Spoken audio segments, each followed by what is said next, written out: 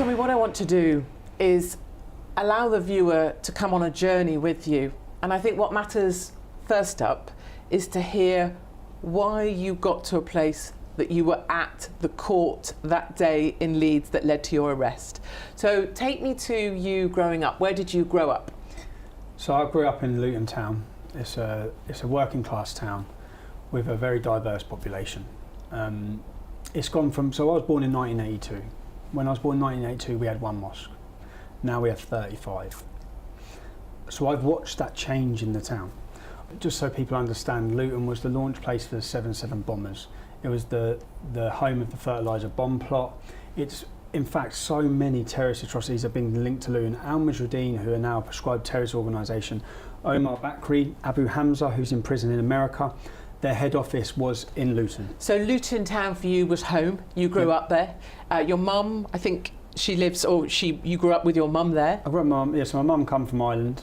She come from Dublin when she was 6 or 7 with her family. And like most people in Luton, if you line up my 30 friends, 30 best friends, yes, we are all sons of immigrants, pretty much. And you're a son of an immigrant. Everyone's from the sons of immigrants, really, in Luton. And I've seen the town, so that's never been a problem. Everyone's got on fine and integrated fine, assimilated fine.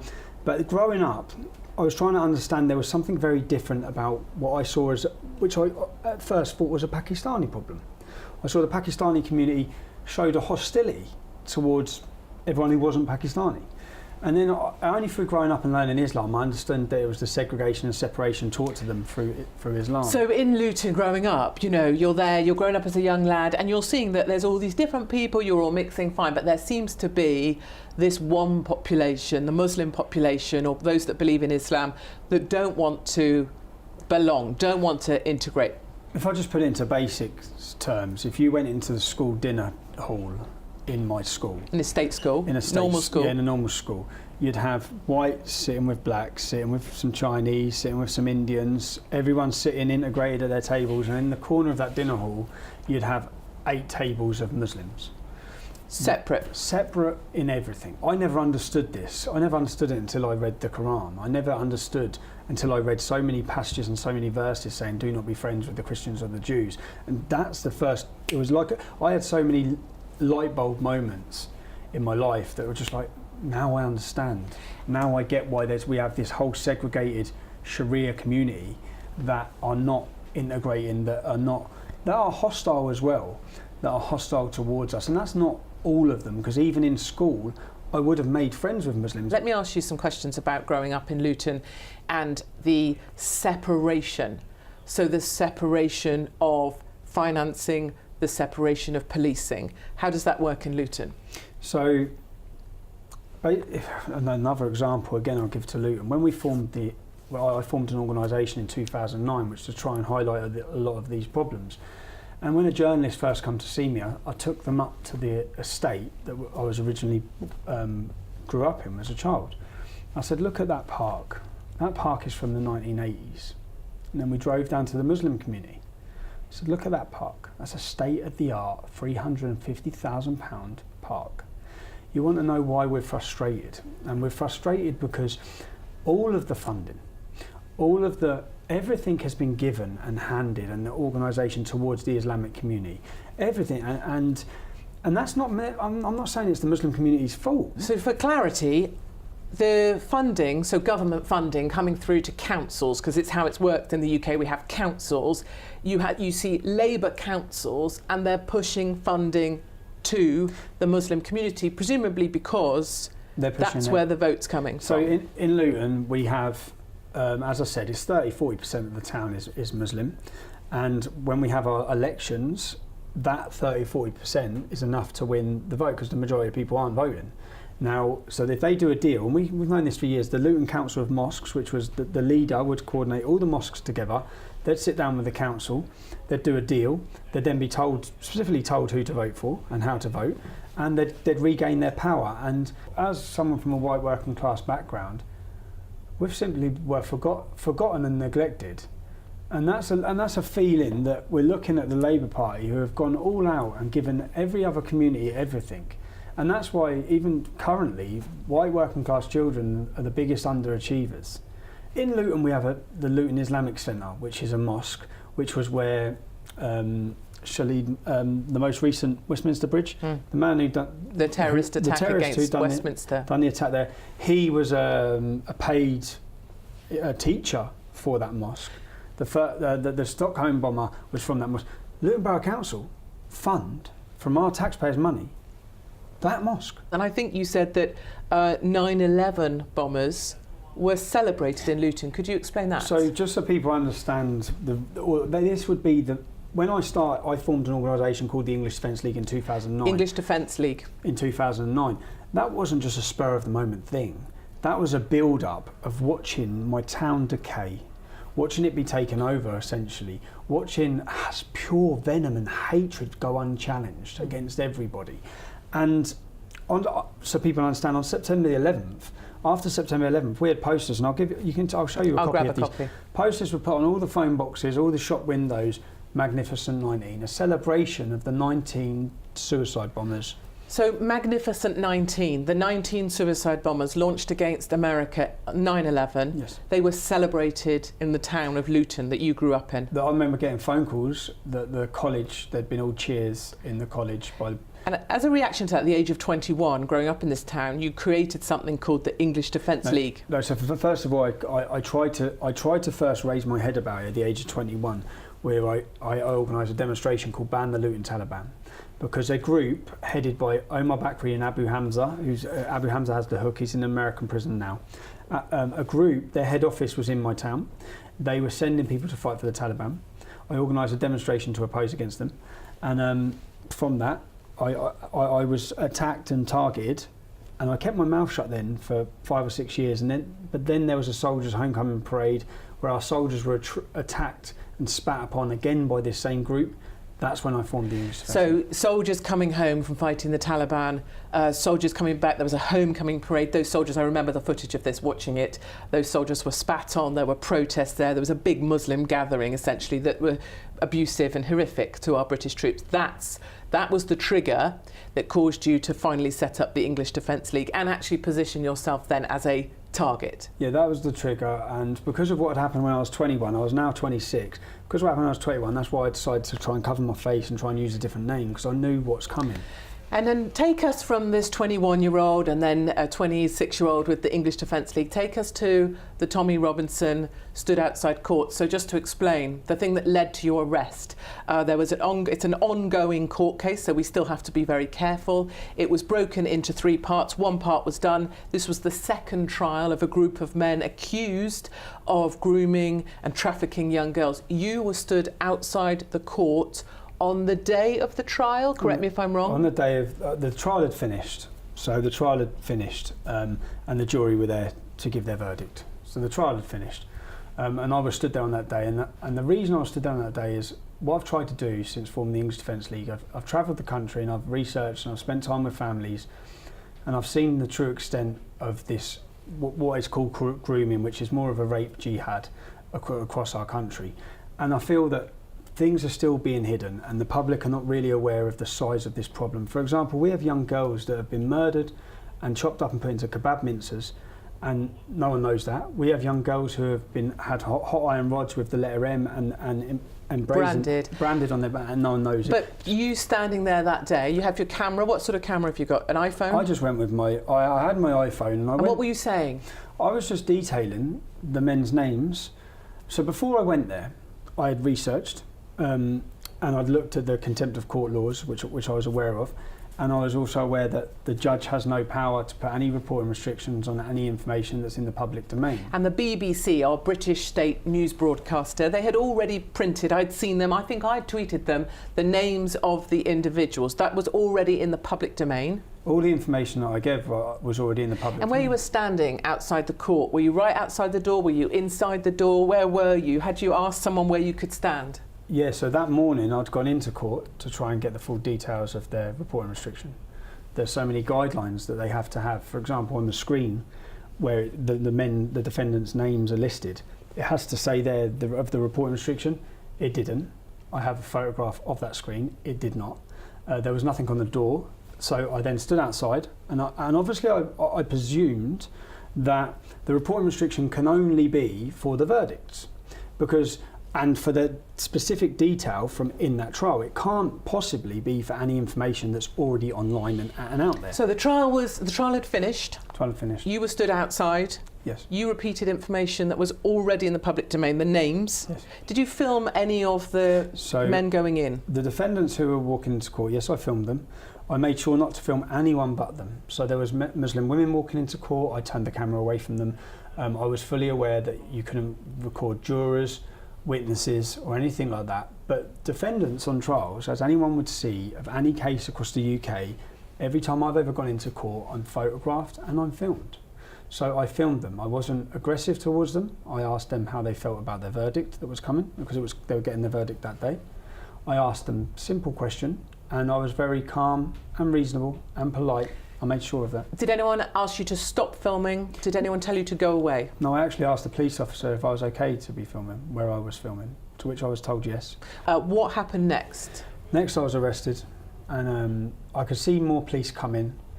No one warned me, no one said anything actually. I saw the judge up at the window with the police officers, and then all of a sudden I was handcuffed, I was arrested.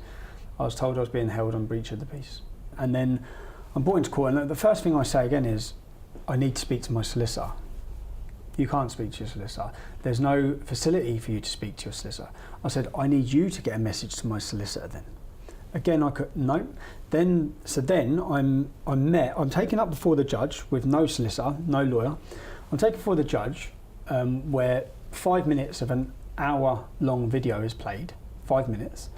And then he says... Your video? Of my video that I made outside court. So then I'm told I'm taken back down to the cell. When I'm taken down to the cell, a lawyer that is by the state is produced for me. And I say, I want my lawyer. I want to speak to my solicitor.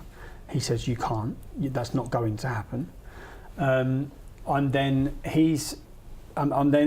taken back up to court again with him present. And this is one of the main reasons why I was released, why the top judge of this country absolutely slammed what had happened in Leeds court. When I got to prison, I'm sitting reading all these reports that I pleaded guilty to contempt of court. I wasn't even asked to plead guilty or not guilty. At no point did I stand up and say guilty. He sentenced me to 13 months of contempt of court. He then enforced a reporting restriction. Yeah, so we weren't allowed to tell the story of you then being arrested and charged and being sent inside for 13 months. We weren't allowed to write that up as I normally would have, because there was a ban on me or anybody reporting, and indeed people had already written a report, removed their reports. Well, and apparently it's this ban, this section 4, that apparently I've been sent to prison for breaching this reporting restriction.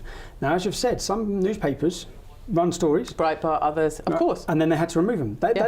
They breached the same law that I've just been sentenced to 13 months for. Now, if you read the law, this is where it gets... When he sentenced me to 13 months, if you read contempt of court law, the judge is not allowed to issue a reporting restriction.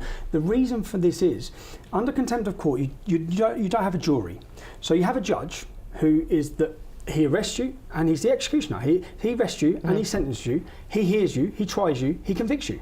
Now, how much power that puts in a judge's hands to be able to sentence you without anyone else, that's too much power that by law, he has to instantly let the public know. Anyone can read these laws. So I've gone through everything when I was in prison. Let's move to prison. How does prison work? When you get to prison, first of all, you're walking in just as you are. What happens to you? I was booked into reception and I was put on an induction wing. You go on a wing of prisoners, probably 100 prisoners, 3 levels, and I was put in my cell. Describe to me the cell. Describe what I'm seeing. The cell is just a bed, a metal frame bed with and it's not a mattress. It's like a blue. Oh, those blue squidgy little foam pads. They are really. But in the prison cells, they're about that thick. And they're wiped clean, aren't they? They're that sweaty stuff. And you're given a bed sheet, and you're given the same blue mat like that as a pillow, a rock hard blue mat. You're given that. Then you're given a plate and a TV. So when you first went to prison after you'd done your time on the induction wing, they moved you to the hospital, 2 days they moved me to hospital, which actually was a relatively safe and secure environment for you. The main induction wing, there were Muslims on it, but you have to understand that in the demographic of the area of the country I was in prison, only 7% of that population within the prison were Muslim prisoners. But then I had my first legal visit in the prison, where then we booked a visit for the Friday where my QC was going to come and we were going to discuss my appeal and to appeal the conviction and appeal the sentence.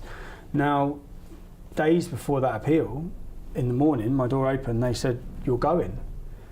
And I said, "Where am I going?" I said, "Why am I going?" And the reason I was so confused is that they had me in a position where I was fine. It was very easy for that prison because they could manage you easily. In the hospital, there's no Muslims. There's no Muslim prisoners. So moving us along, you were moved to a different prison. Tell us about the new prison. I was taken from HMP Hull to HMP Onley. And then when you get to a prison, you have an original meeting with the prison staff where they talk to you. And he said, well, look, obviously you're aware that there's a large Muslim population in this prison. I said yes, because it's a London prison. So although it's in Onley, it's a London prison. So the population of London, when they go to jail, they go to certain prisons. So it's a London prison. So obviously we know what the population is going to be. So I said, okay. And he said, like, you should self-isolate. And now self-isolation would be, if I was a prisoner and I wanted protection or I was scared, what I'd say is, I don't want to come out. I don't want to come out myself. So I said, I'm never going to self-isolate. And he said, well, it's going to be dangerous. I said, every time I open my front door, it's dangerous. So the government chose to lift you out of the prison where you were being held and were relatively secure in terms of your safety and felt your well-being was relatively managed, and lifted you and moved you to a prison with one of the highest Muslim populations, therefore putting you most at risk. Hull prison was a prison that was governed by the prison staff. I was moved to a prison that was governed by the prisoners. Did they ever give you a reason why they moved you from Hull? I asked the head governor of the prison, who has brought me here? He said, it's above my pay grade.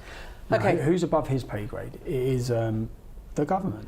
You're now doing, in your head, 13 months. You've got to be in isolation. You've been put in the block. You've got a mattress. Tell me about your day. How many hours a day are you in that square room? You're in there 23 and a half hours a day. And then, so you have the prison cells, say, that are here and here.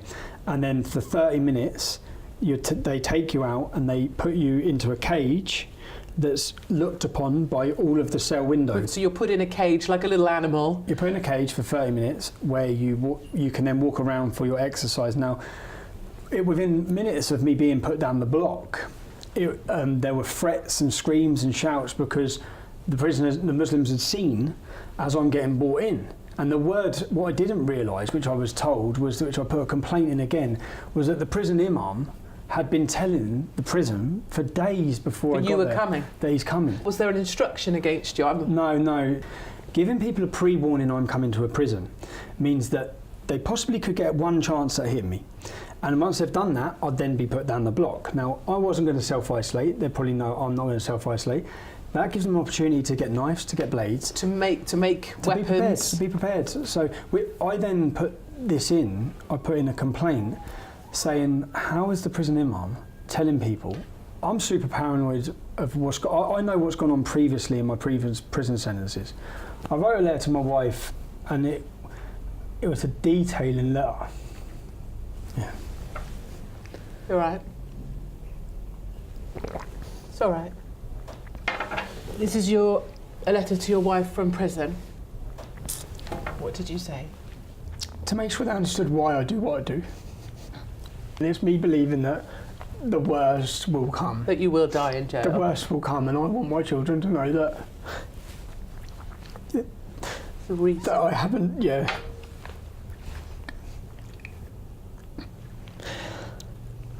this point I know what they're going to do, I believe they're going to do, and that I know no one can tell me why I was brought to that prison only.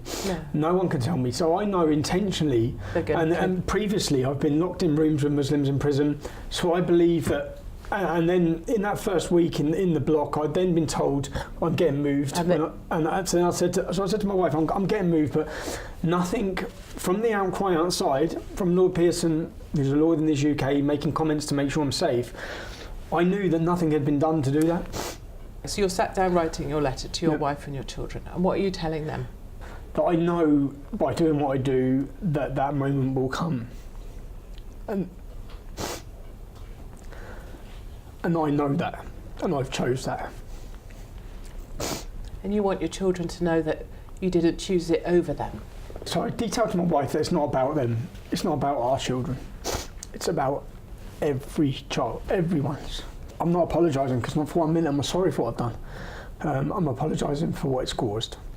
Just tell us a little bit, because many of us won't Yep. have heard about the calling, the shouting, the banging, So the from- window. So from the first minute I was put in there, one prisoner in the cell next door spent 6 hours all night, which I had to remind him he's in a prison cell, you can't kick through them. Tell me about the food, Tommy. the food. So all of the servery Is Muslim. in each of the wings is Muslim. They're in control of the main They're job, bringing the you best your jobs. food My food is then taken to my cell on a specific tray that they On know a is tray. coming to you. They know it's coming to with you, your name on it. so they know. Yeah, everyone knows. And then they're saying, "Did you enjoy it?" To enjoy your dinner. Anything can get smuggled into prison. Yeah, prisoners are getting mobile phones this big in.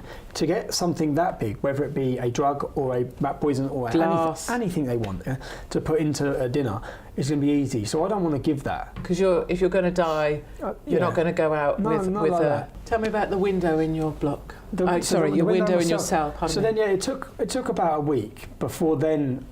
Spit through the window. Yeah, shit getting thrown through. When they're throwing Throw shit. human Yeah. feces, Yeah. Well, their own, This is quite regular in prison, so people understand.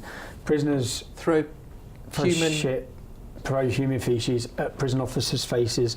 So this is you, and this is the physical and mental torture. Let me ask you one last question on this. You knew you were going to die. You'd reconciled that this would happen, and you'd written your letter to your wife and children they explaining. didn't send the letter. They kept hold of that They letter. So refused to send it. how did you imagine? Because I've been somewhere near this in my own situations.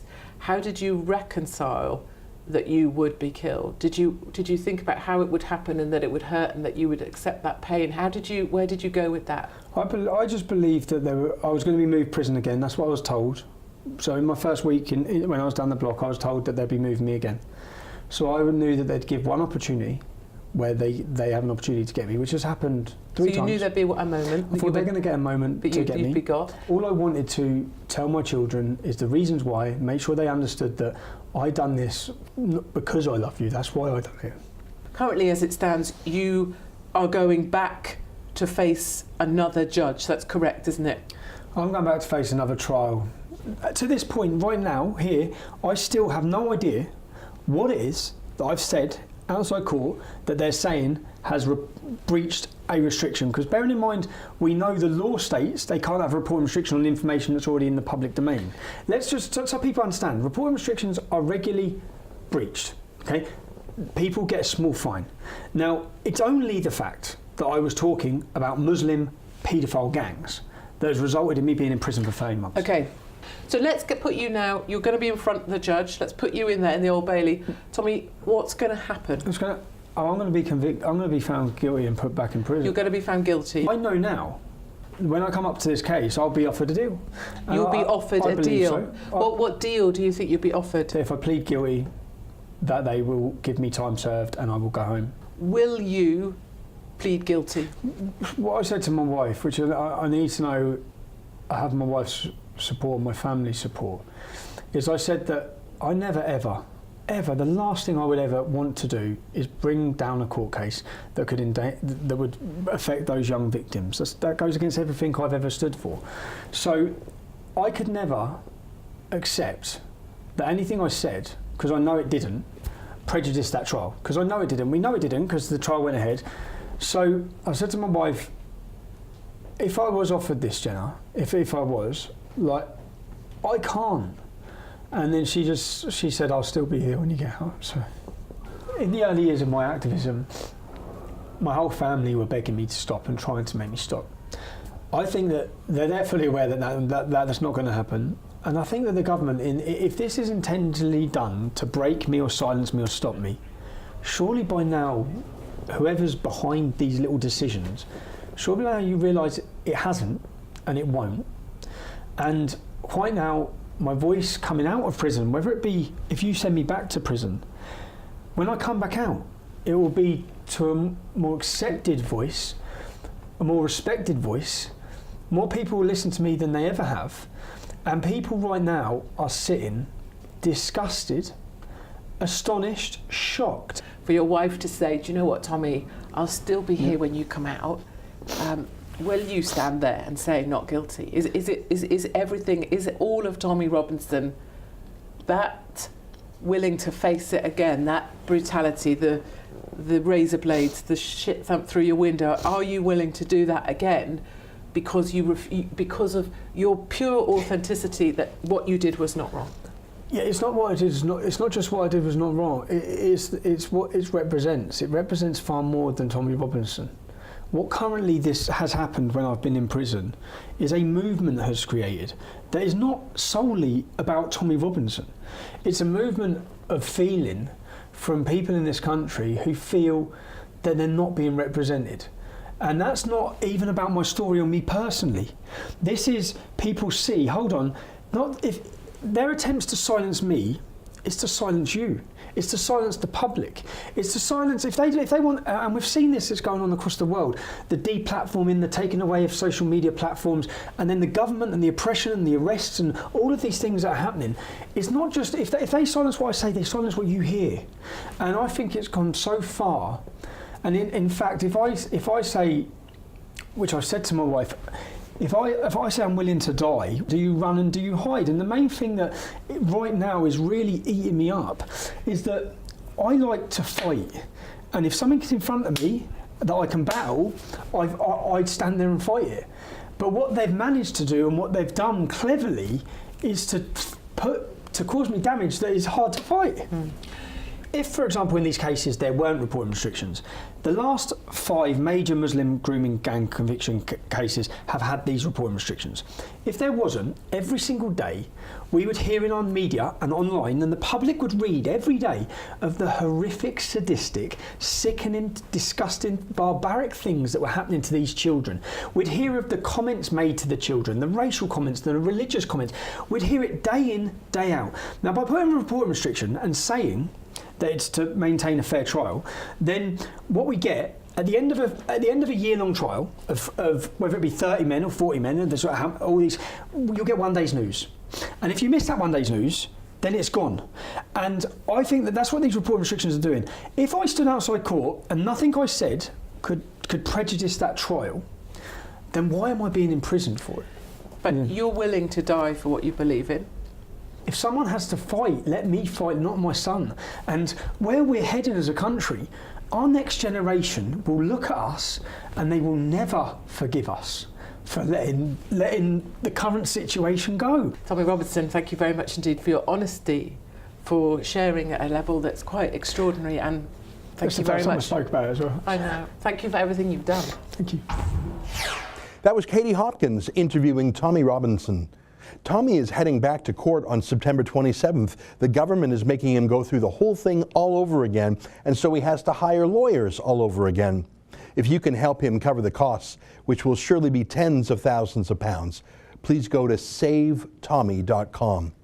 The government is trying to break him physically, psychologically, and financially. Let's help him fight back, at least with that last part. Please chip in at SaveTommy.com.